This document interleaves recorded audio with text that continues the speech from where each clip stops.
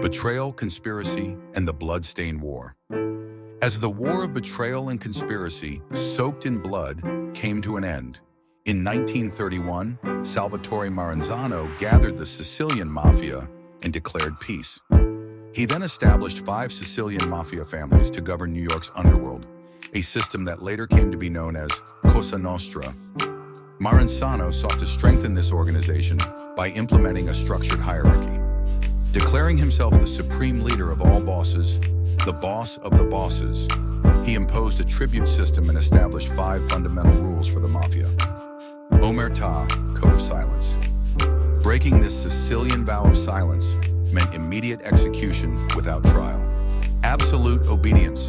The hierarchy consisted of a boss, underboss, capos, lieutenants, and soldiers, with strict obedience required from lower ranks. No internal conflicts. Mafia members were strictly forbidden from killing one another.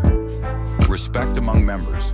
Interfering in a fellow member's business or pursuing their wives was strictly prohibited. No personal revenge. Past grievances had to be forgotten, and further revenge was forbidden. Despite implementing these rules, Maranzano sought to solidify his position through a purge, and the greatest threat he saw was none other than Charles Lucky Luciano. September 10th, 1931. The fall of Maranzano. Luciano became aware of Maranzano's plan to eliminate him.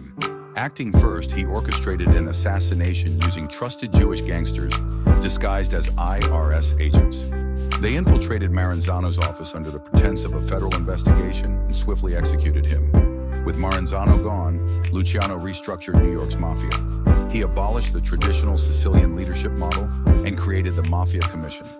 This governing body was designed to mediate disputes and oversee the operations of organized crime.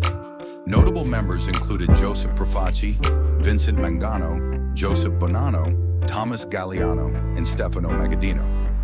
Al Capone, the Night President of Chicago.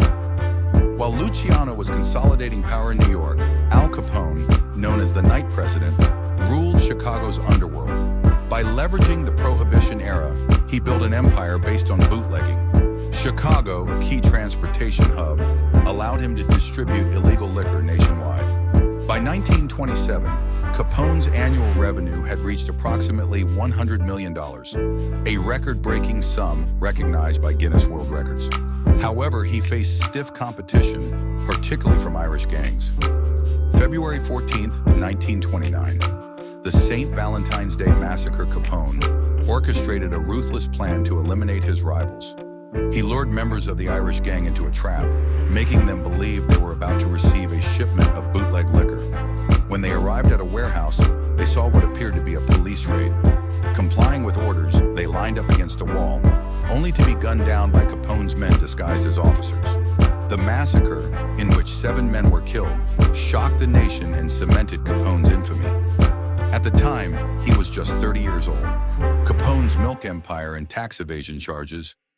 As Prohibition neared its end, Capone sought new business ventures and turned to the dairy industry. The milk trade was highly profitable, but plagued by poor hygiene and fraudulent practices, such as disguising spoiled milk with additives like flour and lime. Capone aimed to monopolize the industry while simultaneously improving quality. He took control of dairy farms and distribution networks, introducing refrigerated trucks and standardized glass bottles for better preservation. He even lobbied Congress to mandate expiration date labeling on milk, a regulation that helped cement his monopoly. However, his motives were not purely altruistic.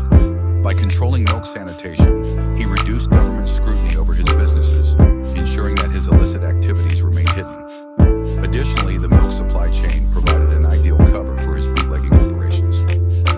1931. The downfall of Capone. Capone had bribed local officials and police for years, but he could not evade the reach of the U.S. Treasury Department. Unlike state agencies, the IRS was beyond his influence.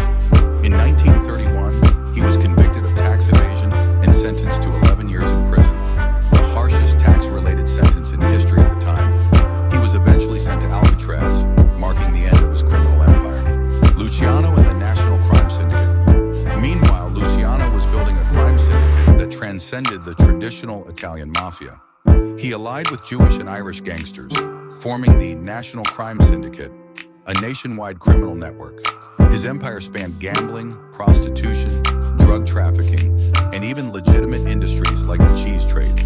However, in 1936, Luciano was arrested for running a prostitution ring. Facing 62 counts of conviction, he was sentenced to 50 years in prison. Yet even behind bars,